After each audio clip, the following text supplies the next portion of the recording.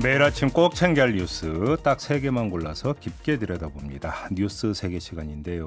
오마이뉴스의 곽우신 기자 모셨습니다. 어서 오세요. 네, 안녕하세요. 박지훈 변호사 모셨습니다. 어서 오세요. 안녕하세요. 네, 김종배의 시선집중 유튜브 라이브로 진행이 되고 있습니다. 함께해 주시고요. 자, 첫 번째 소식 가보죠. 네, 추미애 법무부 장관이 윤석열 검찰총장을 직무에서 배제했습니다. 추 장관은 검찰총장이 검찰총장으로서의 직무를 수행하는 게 더 이상 용납될 수 없다고 판단하여서 금일 검찰총장에 대하여 징계를 청구하고 직무집행 정지를 명령했다고 발표를 했습니다.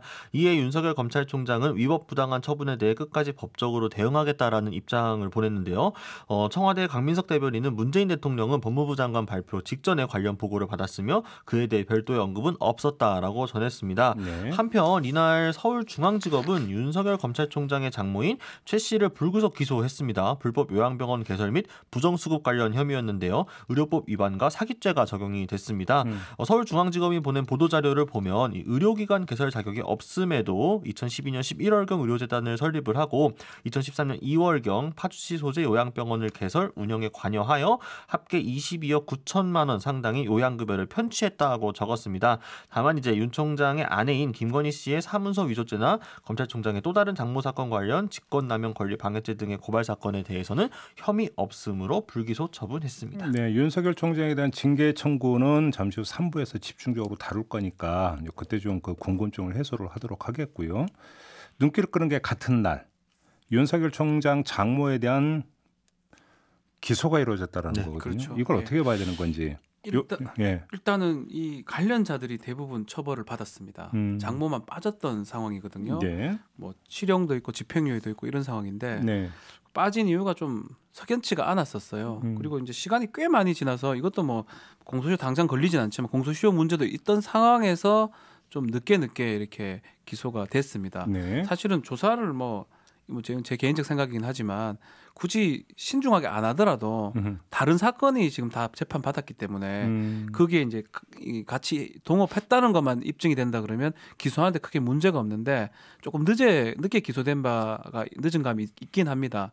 그게 지금 저는 징계 이 부분하고도 좀 연관성이 있지 않을까 좀 생각이 좀 듭니다. 그런데 지금 말씀하신 바로 그 부분인데요. 어제 그 장모 쪽에서 입장이 나오지 않았습니까? 네. 변호사가 그래서 의견서를 낸다고 했는데 그걸 기다려주지도 않고 바로 기소를 해버렸다. 그렇죠. 뭐 이건 이제 그 문제 삼던데 이건 어떻게 봐야 되는 걸까요? 그렇죠. 변호사 의견 하는 거는 사실은 법적인 절차라기보다는 네. 임의적인 절차라고 볼 수가 있습니다. 반드시 따라야 되는 건 아니다. 근데 이제 기소하는 입장에서는 증거만 확실하다면 변호사의 의견을 보든지 안 보든지 간에 할 수 있는 부분이고요. 사실은 기소하는데 가장 걸림돌이 변호사 의견이 아니었고 아마도 검찰총장의 장모기 때문에 그 부분이만 걸림돌이 있었을 걸로 보입니다. 네. 수사하는 입장에서는. 근데 이제 그랑 뭐 비슷한 시점에 아니면 직후라고 보는 게 맞는 것 같은데요. 뭐 법무부 장관이 윤석열 총장에 대해서 징계 청구를 하면서 직무집행 정지를 시켰기 때문에 뭐 그것도 연관성은 아마 있지 않을까 생각이 됩니다. 그러니까 사실 어제 그 추미애 장관이 직접 그 브리핑을 한다고 했을 때 사실 좀 뭐 예상치 못한 상황이었기 때문에 많이 기자들도 놀란 상황이었었거든요. 그러니까 윤석열 검찰총장의 장모권과 관련해 가지고 뭔가 브리핑이 있지 않겠느냐라는 정도 추측이 있었는데 법무부 장관이 직접 나온다고 해서 좀 약간 예상 외였던 그 이야기가 많았습니다. 결국 어떻게 보면은 이 장모의 불구속 기소를 서울중앙지검이 결정한 날 추미애 장관이 이런 브리핑을 한 거는 뭐가 선후 관계인지는 알 수 없습니다만 정무적으로 좀 판단을 한 게 아닌가 싶기도 하고요. 이게 좀 같은 날 그러니까 윤석열 총장이 이 정도로 지금 주변 친인척들을 포함과 본인까지 포함해가지고 상당한 문제가 있는 사람이다. 그래서 법무부가 이런 결단을 내릴 수밖에 없었다라는 점에 좀 더 방점을 찍기 위한 무게를 싣기 위한 건 아니었을까 이런 생각도 해봅니다. 근데 이제 장모 사건이었고 또 부인 사건이 있었으니까 부인 사건에 지금 계속 수사를 하겠다는 입장인 거잖아요. 그렇죠. 그러니까 다 끝난 것도 아니잖아요. 끝난 것 아니면 부인 사건 도이치모터스 관련된 부분은 계속 수사 진행 중인 사건이고요. 그거는 뭐 정리가 바로 될 수 있는 건 아닙니다. 그렇지만 계속 얘기를 하지만 장모권은 사실은 다른 범죄가 다른 사람들 처벌 받았기 때문에 그 판결만 뽑아봐도 정리가 되는 거거든요. 그래서 시점상으로는 뭐 저도 곽 기자 말씀대로 아마 뭐 좀 연관성은 뭐 있다고 보는 게 맞지 않나. 네네. 타이밍상으로 봤을 때는 뭐 윤석열 총장이 직무하고 있는 상황이고 그 자리에 있는 상황에서 본인의 장모가 기소되고 공소 유지를 한다. 뭔가 조금 안 맞기도 하고요. 근데 제대로 어차피 그 전에 추미애 장관이 수사지휘권 발동을 해서 이제 그 총장은 배제시켰죠. 배제시킨 바가 네. 있잖아요. 그럼에도 불구하고 계속적으로 문제가 제기되고 네. 그냥 단순 배제로서는 해결이 안 된다고 아마 판단이 됐기 때문에 뭐 징계하고 직무집행 정지시켰는데 뭐 이거는 검사 뭐 차상 초유 얘기를 하는데 검사 징계법에 다 돼 있는 겁니다. 네. 다 법무부 장관이 할 수 있는 겁니다. 이게. 알겠습니다. 이제 그 문제는 잠시 후 3부에서 그다음에 이어지는 JB 타임에서 좀 집중적으로 짚을 계획이니까요. 조금만 좀 기다려 주시고요. 자, 두 번째 뉴스로 넘어가죠. 네, 민주당이 국회 정보위원회 소위원회에서 국가정보원법 개정안을 단독 의결했습니다. 오는 27일 정보위 전체 회의에 상정하고 또 다음 달 9일 본회의에서 통과시키는 걸 목표로 하고 있는데요. 국민의힘이 역시 크게 반발을 하고 있습니다.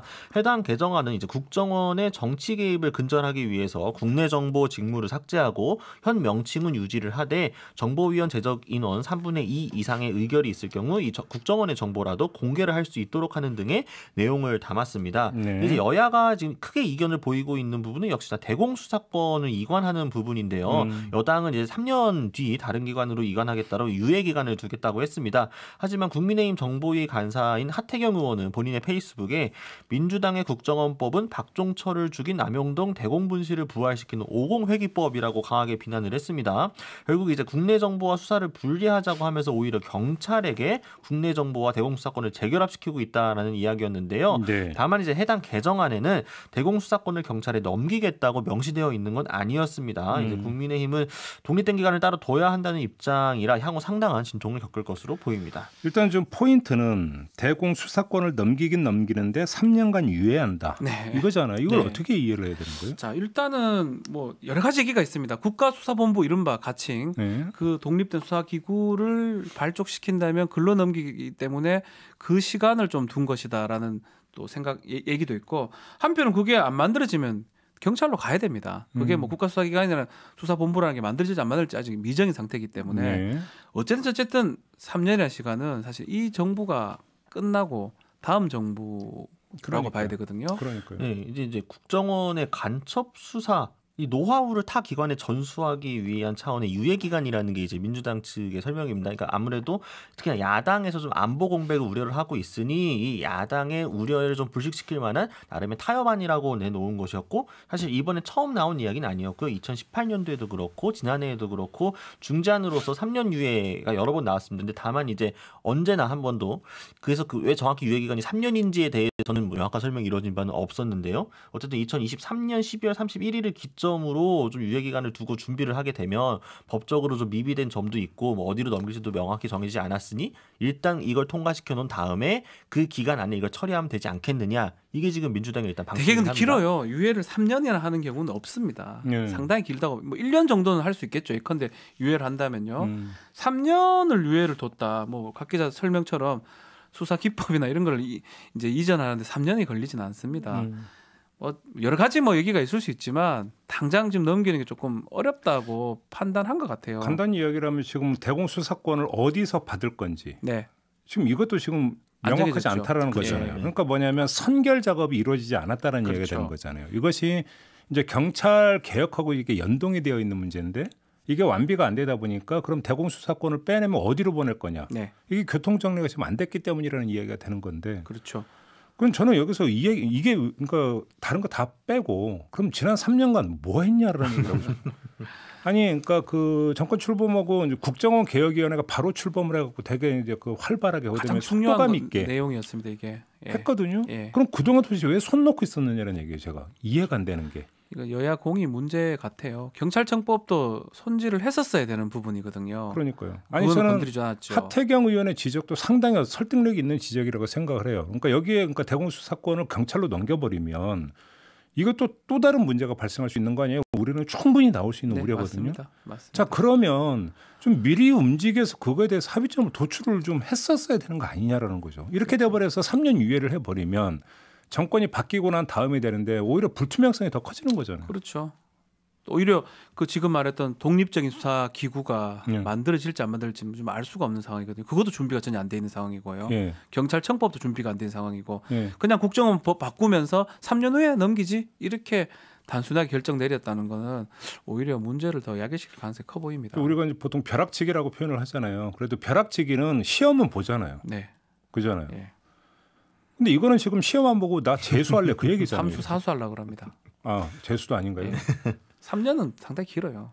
예. 준비도 안 사실 해놓고. 참여연대 등 시민단체에서도 똑같은 점을 지금 지적을 하고 있거든요. 지금까지 도대체 뭐 했길래 이제 와서 하는 이렇게 이야기를 하고 있으면 심지어 이 3년 유예 기간을 두는 것 자체가 당초의 개혁 입법 취지에서 상당히 후퇴한 아니다라고 지금 지적을 많이 하고 있습니다. 그러니까요. 좀 그렇네요. 네. 자, 다음 뉴스로 넘어가죠. 네, 서울 종로구청이 고 김영균 씨의 2주기 추모 행사를 불허해서 논란인데요. 특히 불허 사유가 정치적 구호 때문인 것으로 알려져 시민단체와 갈등을 빚는 중입니다. 이제 김영균 재단 등이 참여한 김영균 2주기 추모위원회는 오는 12월 6일부터 한 주 동안을 추모 기간으로 설정을 하고 12일에 그 서울 마로니에 공원 야외 공연장에서 추모 문화 행사를 가질 계획이었습니다. 그런데 이제 종로구청 공원 운영위원회가 김영균 추모제가 정치적이기 때문에 공원 조성 목적에 맞지 않는다라면서 지금까지는 대중음악 같은 순수 예술 공연에만 대관했다라고 말을 했습니다. 네. 그래서 함께 추모제를 준비했던 한국작가회의, 문화민주주의 실천연대 등 문화예술계가 일제히 성명을 내고 종로구청을 비난하고 나섰습니다. 전임 정부의 이제 블랙리스트와 다를 바가 없다라는 이야기였고요. 네. 또 류호정 정의당 의원 역시 어째서 순수하지 않은 건지 더 모르겠다라면서 스스로 정치적 판단을 내리면서 정치적 이유를 들먹였다라고 꼬집었습니다. 그래서 머니투데이 보도에 보면요, 종로구청 관계자가 해명을 한 게 마로니에 공원에서 정치, 종교, 상업 행사를 하겠다는 신청이 들어올 경우 전부 불허 통보를 해왔다라면서 이번 추모제의 경우 집회나 시위로 변질될 우려가 있다는 의견이 나왔다라고 전했습니다. 정치적인 이유로 불허한다는 건 말이 안 되는 얘기죠. 되죠. 예.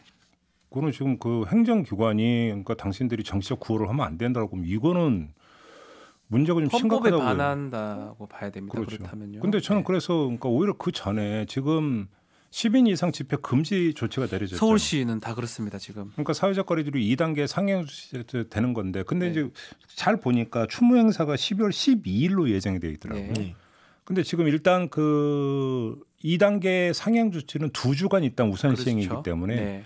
형식 논리만 놓고 보면 12월 12일은 그 기간 바뀌거든요. 맞습니다. 끝나고 난 2주 다음이기 네. 때문에 그러니까 2주 끝난 다음에 상향 주제가 계속 이어질지 아니면 다시 또 이제 내려갈지를 모르는 상황이기 때문에 아마 이제 그거는 그런 판단을 이제 요인에서 이제 빼버린 것인지는 모르겠는데 뭐 그것 때문이라면 정치적이냐 아니면 뭐 논란 빚을 이유도 사실은 없는 그렇죠. 거고. 그러니까 이 사실은 그렇게 얘기하면 오히려 이게 좀 불허가 납득할 수 있고 설득력이 있는 거거든요. 사실은 2단계고 12일, 13일이 되더라도 2단계가 뭐 유지되거나 떨어질 거는 우리가 지금 알 수 없습니다. 오히려 유지될 가능성도 충분히 있기 때문에 그렇게 좀 불허하는 게 좀 맞는데 정치적 이제 이유다 이 부분을 한다 그러면 이 추모를 하거나 이 추모제를 하려는 사람들 입장에서는 네. 받아들이기가 쉽지가 않지요. 네, 그러니까 추모위원회에서 신청을 한 거 시점도 2단계로 올라가기 전이었고요. 실제로 행사를 하는 날도 2단계 일단 2주 설정된 이후인 거죠. 만약 이제 보건이나 관련 방역과 관련해서 문제가 있다고 생각을 했으면 뭐 유예를 잠시 두든가요. 사회적 거리두기 단계가 어떻게 되는지 아니면은 이 이유를 들어가지고 뭐 좀 불허를 한다거나 통보를 했으면은 재단 측이나 문화예술계 측에서도 좀 뭐 아쉽지만 뭐 납득을 할 수 있었을 것 같습니다. 그런데 이제 그 사유에 대해서 너무나 명쾌하게 이건 그렇죠. 정치적으로 변질될 수 있으니까 문제다라고 하는 거는 정말로 뭐 그 예전에 여러 번 뭐 세월호라든가 관련 여러 번의 집회가 있었을 때 이전 정부들이 이건 정치적이기 때문에 불허할 수 없다. 광화문 광장을 시민에게 돌려줘야 된다. 뭐 이런 식으로 얘기했던 그 순수성에 매달렸던 것과 다를 게 뭔지 이게 잘 섬세하게 하면 되거든요. 사실 그걸 빼버리고 어떤 지금 상황상 방역이나 이런 부분 때문에 그렇게 그것 때문에 어떤 집회든지 어떤 행사든지 좀 허가하기 쉽지가 않다. 이래 가면 되는데 정치적인 뭐 얘기를 해버리니까 되게 반발을 사는 게 아닌가 생각도 듭니다. 지극히 부적절하다. 네. 뭐 이거에 대해서 이론이 없을 것 정치적으로도 정치적으로 하는 거죠. 뭐 정치적 안 하는 게 어디 있습니까? 그렇죠. 네. 예. 당연히 정치적으로 정치적인 하는 또 거죠. 있으니까. 네, 표현의 자유의 주된 축이 정치적 의사표시인데요. 네. 말이 안 맞는 거죠 결국은. 알겠습니다. 자 이렇게 마무리하죠. 박지훈 변호사, 곽우신 기자와 함께했습니다. 고맙습니다. 감사합니다.